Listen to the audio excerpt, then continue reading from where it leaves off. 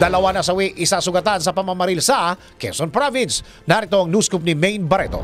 Dalawang katao ang nasawi habang isa ang sugatan sa magkakahiwalay na insidente ng pamamaril sa bayan ng Sariaya, Quezon. Ayon sa Quezon Police Provincial Office, natutulog sa loob ng kanyang bahay ang vendor na si Jason Alzona, 37 anyos, nang pasukin ng sospek na si alias Raymart, 27 anyos, at malapitan itong binaril sa batok ng sospek at mabilis na tumakas bit-bit ang hindi pa batid na kalibre ng baril na ginamit sa krimen. Nasa harapan naman ng isang tindahan sa sitio Ilang-Ilang, Barangay Bignay 2, si Emerson Ronyo, 42 anyos ng Barangay Manggalang 1 ng pagbabarili ng hindi nakilalang kalalakihan. Dead on the spot ng biktima dahil sa mga tama ng bala ng baril sa iba't ibang parte ng katawan, habang tinamaan din ng bala sa katawan at ginagamot sa ospital ang kaibigan nitong si Ryan Buela,